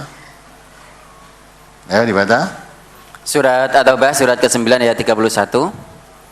Ittakhadhu ahbarahum wa ruhbanahum arbabam min dunillahi wal masih ibn Maryam wa ma umiru illa liya'budu ilaha wahida la ilaha illahu subhanahu amma yusyrikun. Mereka menjadikan orang-orang alimnya dan rahib-rahib mereka sebagai Tuhan selain Allah. Ya, orang-orang alimnya itu maksudnya ulama-ulamanya, dan rahib-rahibnya, pendeta-pendetanya. Ya, dia dijadikan Tuhan selain Allah. Terus? Dan juga mereka mempertuhankan Al-Masih putra Maryam, padahal mereka hanya disuruh menyembah Tuhan yang Maha Esa. Tidak ada Tuhan yang berhak disembah selain Dia. Maha suci Allah dari apa yang mereka persekutukan. Ya, itu kan? Jadi tidak boleh kita beragama seperti mereka itu. Karena Al-Quran sumbernya agama Islam itu Quran dan Sunnah. Boleh kita berguru kepada siapapun, ustadz manapun, kiai manapun boleh. Tapi kalau yang kita kaji itu agama Islam, setiap yang dikemukakan, ustadz tadi harus bisa menunjukkan dalilnya apa dari Quran, apa dari hadis itu. Kalau hanya cerita, dongeng, ya, pengalaman pribadi dan sebagainya, bukan dalil itu, tidak boleh dijadikan. Apalagi kalau saya menerangkan ustadz ya, kalau saya begini, kalau saya jangan diturut, kamu bukan panutan. Ya, jadi panutan itu kalau Rasulullah begini, ya gitu. Kalau Allah, kalau Rasulullah begini, ayatnya ini, hadisnya ini, lah itu yang dipakai Allah dan Rasulnya, karena di situ sumbernya Islam. Kalau ustadz seperti saya ini juga nggak boleh pakai pedoman. Apa yang dikatakan ustadz belum tentu benar. Tapi kalau yang dikatakan oleh Allah tidak pernah salah, pasti benarnya. Yang dikatakan oleh Rasulullah juga tidak pernah salah, karena dijaga oleh Allah. Rasul itu dijaga kemaksumannya, maksum, terpelihara dari dosa. Ya, apalagi? Sudah? Brosur halaman 5 set yang paling atas. An Abdullah bin Mas'udin qala Rasulullah sallallahu alaihi wasallam, innal islama bada'a ghariban wa sayaudu ghariban kama bada'a fatuba lil ghuraba.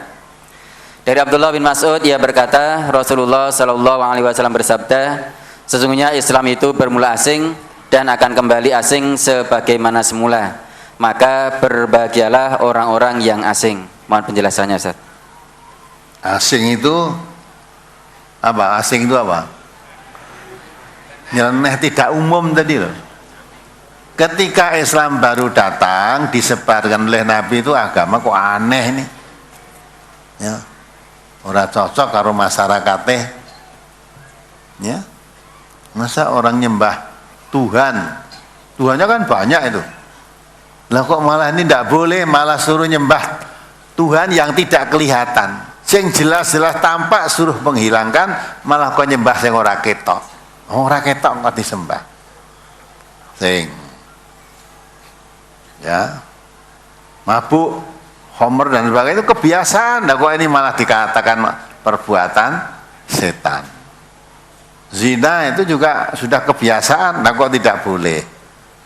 Asal sama mau kok tidak boleh. Jadi segala apa yang mereka senangi setelah Islam diterangkan oleh Rasulullah itu dengan Al-Quran itu, banyak hal yang jadi kesenangannya malah dilarang. Tapi hal-hal yang sebetulnya tidak disenangi malah diperintahkan. Maka kalau mengikuti agama Muhammad, ya kamu itu asing. Kamu itu hanya mengikuti orang yang kena sihir. Coba dibaca ayatnya. Jadi mereka menuduh Nabi Muhammad itu orang kena sihir, maka jangan kamu ikuti.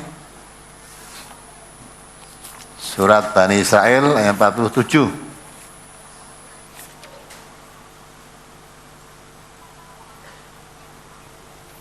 Surat Al-Isra surat ke-17 ayat 47. Nahnu a'lamu bima yastami'una bihi id yastami'una ilaika wa idhum najwa id yaqulu zalimuna in tattabi'una illa rajulan maskhura. Kami lebih mengetahui dalam keadaan bagaimana mereka mendengarkan sewaktu mereka mendengarkan kamu dan sewaktu mereka berbisik-bisik, yaitu ketika orang-orang zalim itu berkata, kamu tidak lain hanyalah mengikuti seorang laki-laki yang kena sihir. Siapa yang dimaksud laki-laki yang kena sihir itu siapa? Nabi Muhammad. Jadi kalau kamu mengikuti Muhammad, tak kandani ya, kamu itu hanya mengikuti orang yang kena sihir. Kalau kena sihir kamu ikuti. Di Nabi Muhammad menyampaikan wahyu itu dianggapnya kena sihir. Maka kalau kamu mengikuti Muhammad berarti kamu mengikuti orang yang kena sihir. Terus As-Saffat As-Saffat 36.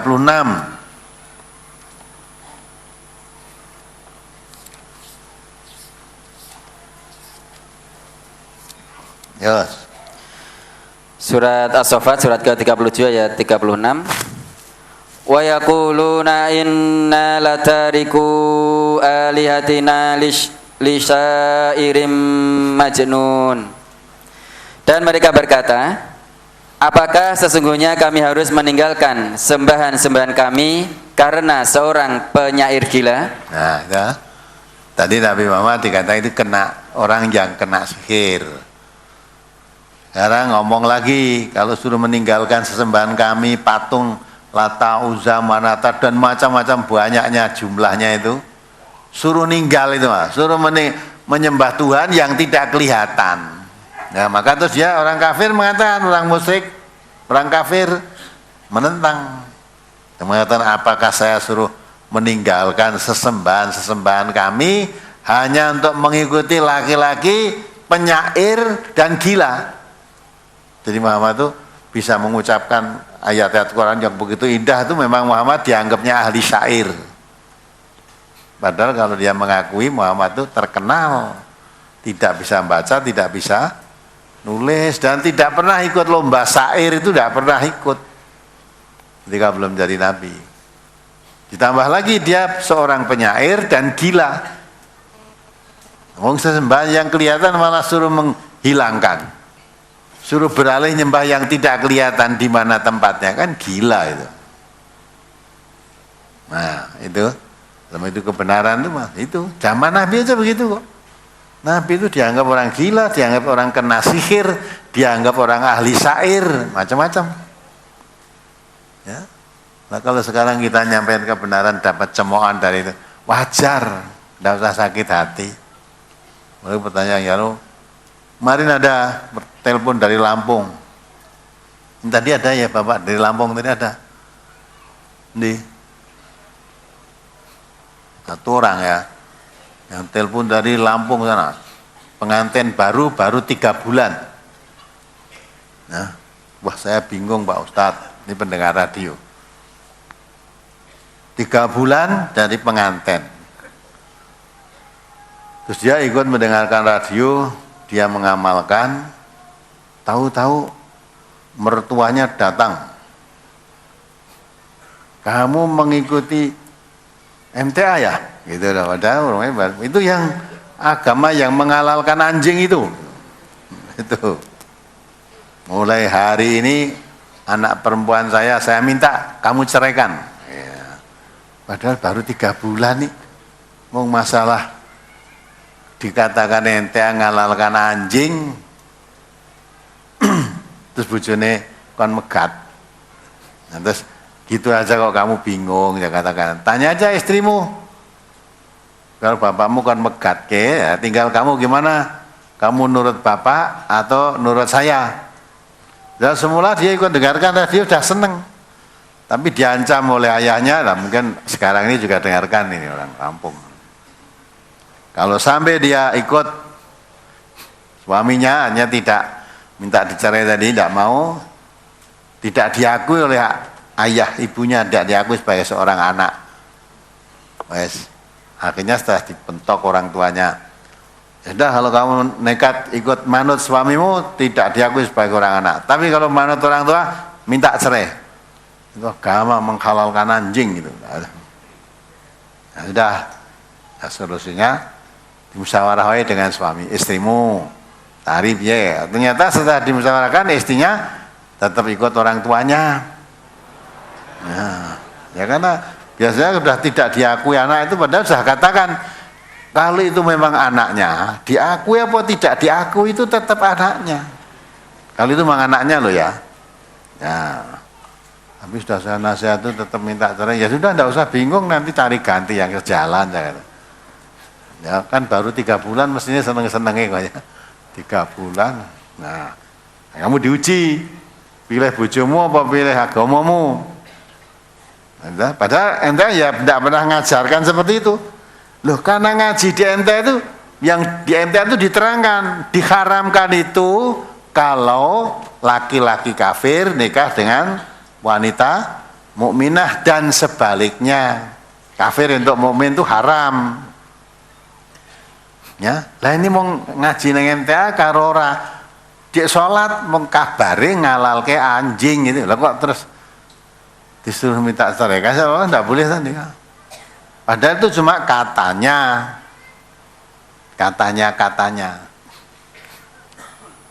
Ya, brosur halal haram di MTA sudah dikeluarkan. Ya, tidak ada gitu. Maka itulah orang yang fitnah itu dosanya besar. Inna Allah akan mengadab orang-orang fitnah itu, ya. Innalladzina fatanul mu'minin wal mu'minat tsumma lam yatubu falahum adzabu jahannama walahum adzabul hariq. Ya, orang-orang yang suka menyebar fitnah. Atau orang mukmin baik itu laki-laki maupun perempuan, ya, tidak bertobat diancam oleh Allah azab jahanam dan azab yang membakar. Ya, adab. Ya biar, tidak boleh ya sudah, itu suatu contoh. Itu baru ngaji lah. Sekarang tidak pernah mau melihat ini apa akibatnya. Kalau di sana terjadi banyak generasi muda yang mabuk karena kelebihan dosis, gadis-gadis yang dihamili, anak-anak di bawah umur diperkosa, ya, malah di sekolah internasional terjadi seperti itu. Jakarta itu, ya tak? Padahal sekolah ini bayari mahal. Jakarta International School bayari mahal. Nah, anak-anak TK diperkosa di situ. Nah, itu menunjukkan jauhnya dari tuntunan agama. Nah, kok sing ngaji agama yang begitu, kalau di MTA itu jangankah begitu, baru takrobuz zina aja dilarang, berpacaran aja dilarang, tidak boleh. Kalau sampai terjadi zina, bekot keluarkan. Nah, malah pengajian kau yang ngono aja entuk. Ya ta, di mana-mana di demo, di Demak di demo, malah di Sukodono ngono. Ngedeke bangunan mungkin ya dirungokke wong Sukodono. Di Mondokan ya, Mondokan 2 ya. Sudah mendirikan bangunan, padahal sekitar situ nggak ada bangunan, ada izin nggak ada. Nah ini karena memang warga MTA dianjurkan di mana aja menjadi warga negara yang baik. Kalau memang peraturannya harus pakai IMB, pakai IMB. Udah. IMB sih diusut sudah turun, udah. Akan mulai membangun di demo oleh masyarakat. Tidak boleh membangun gedung MTA. Tidak boleh membangun gedung MTA. Nah, padahal sudah dapat izin. Nah harusnya itu podo karo menentang pemerintah yang menurunkan izin IMB itu siapa? Pemerintah kan. Maka kemarin saya urus perwakilan Sragen itu, mau Sragen loh. Pusat MTA di Solo, Sragen itu gawe gedung ra entuk coba. Terus entuk izin, di samping itu di tempatnya sendiri. Tuku lemah ya ora njaluk urunan. Udah sendiri. Kemarin saya serahkan pimpinan perwakilan Sragen harus bisa menyelesaikan masalah ini. Kalau memang tidak, saya suruh buat surat tembusan. Ya, dari Muspika, Kabupaten, sampai Gubernur sana. Polisi ya begitu, dari Polsek, Polres, dan Polda. Baik. Untuk masyarakat boleh atau tidak boleh, tetap kita akan bangun. Tapi kata kita negara hukum, ya sudah, cara hukum dari tempuh tidak baik, lah kok ada orang mau menghalangi hukum. Ya biar diselesaikan aparat hukum. Nah. Tadi ada ini wakil rakyat juga yang akan dilantik kapan nih wakil rakyatnya? Beritahu ini, kamu juga harus ikut terlibat dalam masalah itu. Sanggup enggak gitu? Ya, ini sudah sanggup, siap, kemarin udah ngurus. Tadi saya tanya gimana? Katanya paling lama 2 minggu akan silakan terbangun dan pasti boleh lah 2 minggu. Saya katakan nanti ya, pomo 2 minggu kita belum dapat izin apa masyarakat setuju atau tidak itu harus kita bangun. Ya, apa? Kamu dipilih wakil rakyat barang itu harus berjuang. Kalau MTA itu enggak mau, kita enggak mau suap-suapan. Nah, coba kalau kamu kemarin tak pilih karena sudah memberi uang kepada saya, kamu sudah dada, terus kamu harus tak bayar kok itu. Enggak, karena saya tidak minta bayaran apapun, sekarang ada permasalahan nih, ayo. Kowe ini tak dukung, saiki kudu. Nah, gitu. Orang ngewangi kuwi tak titeni kowe. Wes. Tak titeni ya. Saya memilih apa dadi apa ora sudi dukung meneh, kowe khianat gitu. Ya alhamdulillah. Itu wakil rakyat kalau bicara kan lain. Wong sing jarpi rakyat aku wakil rakyat bicara di situ, di samping rakyatnya juga mendengarkan, pemerintah setempat mesti juga memperhatikan wong sing bicara itu wakil rakyat. Wakil rakyat resmi yang dilantik oleh negara. Nah, itulah. Itu wakil rakyat yang kita dukung, dia dari Partai Demokrat. Maka kita tidak milih partai, yang kita pilih orangnya mau sungguhnya dadak armene apa rasa tak pilih, kowe mesti arep tuku swara, paling nek wis tak pilih ya enak-enak kowe. Nek apa-apa ora gelem nyambut gawe gitu ha. Nah, MTA tidak butuh itu semua. Ya, itu. Kalau memang tidak bisa selesai, wong kita itu punya pimpinan pusat. Ya, tekan Polda tidak sampai, ya, tekan Polri. Tekan nanti gubernur yang rampung ya, tekan Menteri Dalam Negeri, tekan Presiden dan mosok gawe IMB ora payu pejabat apa kuwi. Ya, pejabat gawe IMB diturunke kok ora payu coba. Ini juga di sana di mana itu Musok Boyolali juga begitu, mungkin ada juga orangnya datang, mungkin punya Pak ya, Musok Boyolali itu loh, kalau 3 apa Boyolali, Musok itu kita bangun itu, udah bangun, udah hampir jadi sudah 80%, wis tinggoni sudah bisa uang sudah 80%. Tahu nyata demo oleh masyarakat tidak boleh dilanjutkan karena untuk ngaji MTA itu. Mungkin ya dipasangi untuk badminton itu mungkin boleh. Atau untuk tempat biliar itu mungkin boleh. Apalagi tempat pelacuran mungkin malah dijogo. Nah, boleh dah. Tapi ada mantan lurah yang baik, dia mantan ABRI, TNI ya. Dah, indah aja tempatnya pengajian di tempat saya. Tempatnya di pinggir jalan, ya, pinggir raya, jalan raya, itu rada masuk itu, di sini tempatnya itu pinggir jalan raya, rumahnya kosong dan bagus. Dah, ya sudah di situ. Nah terus tempat itu yang kita bangun tadi dipakai untuk mantan lurah ini, tadi ijol-ijol langgon gitu loh. Ya, langgon. Dah, kamu pakai tempat saya, gue ngaji. Nanti kalau ada apa-apa saya yang menghadapi ya. Atau yang dibangun oleh MTA tadi kurang 80% tadi dipakai Pak Lurah, mantan lurah tadi untuk membuat jamur. Untuk membuat jamur masyarakatnya rapopo. Jadi oh masalah itu bukan bangunan dan pokoknya gue ngaji ora entuk.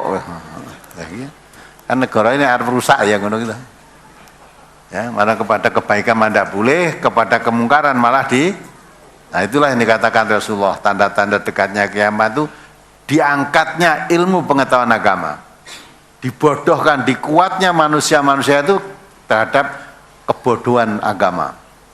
Jadi ngaji ora entuk kan berarti dibodohkan. Nah itu, ya sudah, kayak jamur, gue ngaji entuk, gue kayak jamur entuk. Padahal gone dewi itu punya hak apa kamu? Untuk tempat kita.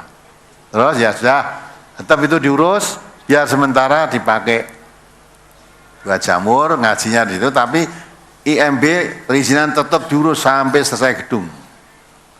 Nah, nanti kalau sudah selesai, memang itu IMB belum turun. Tapi mengapa? Wong itu di belakangnya itu ada gereja saja, tidak pakai IMB juga jadi. Gitu. Ada gedung pertemuan umum, ya tidak pakai izin. Memang di situ pakai belum izin semua. Kenapa di MTA tinggal pengajian izin malah oleh? Nah, nanti biar bikin jamur sambil perizinan dibacut ke wong orang ngaji. So nek wis dadi baru pindah wong ijo langgon. Nah, itu tempat kita sendiri kok. Diurus terus sampai berhasil. Kalau tidak berhasil kita tempuh jalur hukum. Sebenarnya jalur hukum itu kan ya bisa kita hindari. Walaupun ya akhirnya menang tapi makan lama. Kemarin seperti Kerinci itu bupatinya turun tangan nyetop, dah tidak boleh ya, terpaksa didekati berbagai cara tidak berhasil, ya sudah tempuh di PT UN. Akhirnya dinyatakan MTA menang, bupati harus mencabut surat pelarangan MTA tembus di situ. Nah, itu semuanya likali. Lah kalau gini jangan terus surut. Tadi dalam brosur tadi diterangkan akan selalu ada umatku nanti yang menegakkan kebenaran, membawa kebenaran. Ya, gitu ya. Akan selalu ada segolongan dari umatku yang menampakkan kebenaran. Ya, tidak akan memadorotkan kepada mereka orang yang menentangnya sehingga Allah mendatangkan perintahnya. Sedangkan mereka tetap demikian itu. Jadi terus kita sabar, jalan terus sampai Allah nanti turun tangan. Ya, perintah Allah untuk apa? Atau mungkin diperintah untuk perang atau diperintah untuk apa? Terserah Allah nanti ya. Kamu tetap dalam keadaan seperti itu dan mereka tidak akan bisa memadorotkan kamu. Kita harus diyakini ini. Hadis ini diriwayatkan oleh Muslim Juz 3 halaman 1523 nomor 170. Ayatnya surat Al-Maidah 105. Kurang apa? Orang mau menghalang kebenaran itu sampai kapanpun tidak akan berhasil. Tidak akan berhasil. Karena Allah menjaga kok. Inna nahnu nazalna dzikra wa inna lahu lahafidun. Kebenaran itu kalau dimunculkan dijaga oleh Allah. Karena ini dihambat, itu hambatan-hambatan itu ujian bagi orang-orang yang menyebarkan agama Allah. Kalau diuji oleh Allah sabar, tahan uji, sabar, insya Allah ditolong. Kalau tidak sabar ya Allah nggak mau menolong. Karena Allah akan menolong hambanya yang sabar. Innallaha ma'as-sabirin. Itu harus diketahui, orang mau dihafal toh harus dipahami. Ya sudah cukup. Masih satu set halaman 8. An Abi Sa'id al-Khudri radhiyallahu anhu qala Rasulullah sallallahu alaihi wasallam man akala thayyiban wa amila fi sunnatin wa minan nasu biwa'iqahu dakhalal jannah. Qalu ya Rasulullah inna hadza fi ummatikal yauma katsirun. Qala wa sayakunu fi qurunin ba'di. Rawal Hakim fil Mustadrak. Dari Abu Sa'id al-Khudri radhiyallahu an ia berkata, Rasulullah sallallahu alaihi wasallam bersabda, barang siapa yang memakan makanan yang baik atau halal, beramal menurut sunnah, dan orang-orang merasa aman dari perbuatannya, niscaya ia akan masuk surga. Para sahabat berkata, ya Rasulullah, sesungguhnya orang yang demikian itu banyak pada umatmu sekarang ini. Beliau bersabda, dan yang demikian itu akan ada pada generasi-generasi sesudahku. Hadis riwayat Hakim dalam Al-Mustadrak. Mohon penjelasan pada kalimat dan orang-orang merasa aman dari perbuatannya, Ustaz. Tidak terganggu. Ya. La yu'minu ahadukum hatta ya'manu jarahu bawa'iqahu. Ya. Jadi orang yang beriman itu orang yang tetangganya merasa aman dari perbuatan jahatnya. Jadi kalau orang muslim itu di mana saja berada, dia merasa tetangganya itu merasa aman. Tidak pernah terganggu oleh kejahatannya. Mulai duwe tangga wong Islam harusnya senang, mesti dijaga keamanannya. Ya. Ini tangga wong Islam malah terganggu terus. Ya, usrak terus terganggu terus. Ya. Nah, itu enggak, kamu bukan orang yang beriman. Maka dikatakan oleh Rasulullah, barang siapa makanannya halal. Ya, yang dimakan itu halal. Kemudian beramal menurut sunnah. Ya, amaliyahnya menurut sunnah Rasulullah SAW.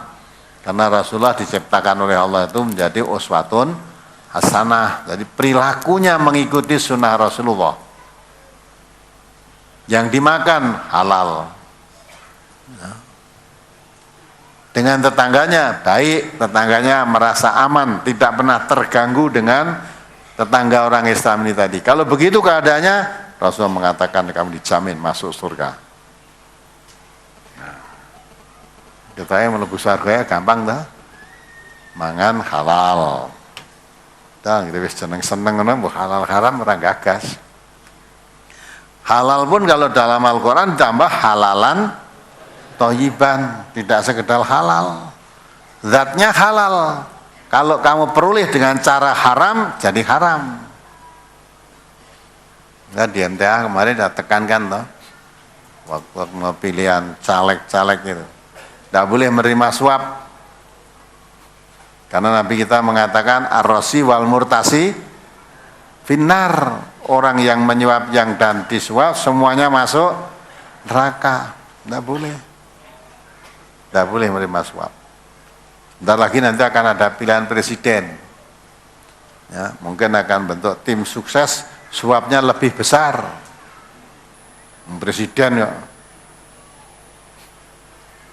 Dan presiden yang akan dipilih ini, yang bakal jadi cuma satu presidennya. Wakilnya hanya satu, gitu. Nah kalau wakil rakyat kan banyak, dari berbagai partai memperoleh menurut banyak partainya banyak. Ada satu daerah dapat berapa, dapat apa ya banyak itu. Kalau presiden se-Indonesia siji, wakilnya siji.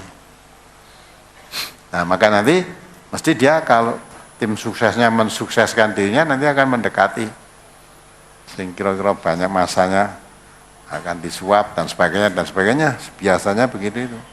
Sekarang itu raja, uang itu jadi raja. Itulah yang dikatakan oleh Rasulullah, akan menemui suatu zaman orang mencari nafkah untuk memberikan nafkah pada anak istrinya pun susah, kecuali dengan cara yang haram.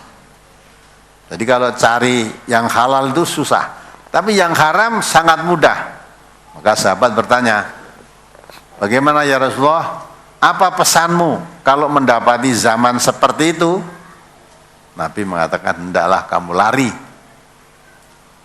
Nah, sahabat bertanya lagi, kemana harus lari? Kalau memang situasinya sudah semacam itu, terus lari kemana? Nabi mengatakan, ilallah wa ila rasulihi.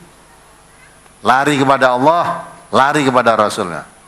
Maksudnya, lari kepada Allah itu sesulit seperti apapun, jangan mau menerima rezeki yang haram walaupun mudah.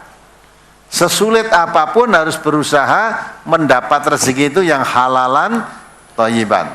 Karena rezeki yang halal dan baik itu akan dicurai berkah oleh Allah. Tapi harta yang tidak baik tadi, sekalipun banyak tidak akan ada berkahnya, tidak akan merasa cukup. Pada Rasul ya begitu. Ya, maka Rasul juga memberikan nasihat, jangan mau makanan yang haram. Karena salah satu tidak terkabulnya doa antara lain makanannya makanan yang haram, pakaiannya pakaian yang haram, ya. Itu semua. Hajinya haram, makanannya haram. Itu disapa dengan cara yang haram, itu mengakibatkan doanya tidak terkabul. Nah, itu maka dari hati ini betul. Nabi mengatakan kalau ingin masuk surga, makanannya harus halal. Tetangga yang berdekatan dengan kamu merasa aman, tidak terganggu dengan kejahatanmu.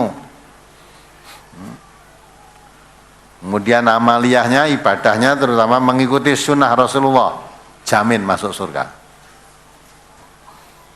Tapi yaitu mengikuti sunnah Rasulullah itu berat, seperti menggenggam bara api. Tetapi ingat, bagaimanapun juga tidak akan memadharati kamu, tidak.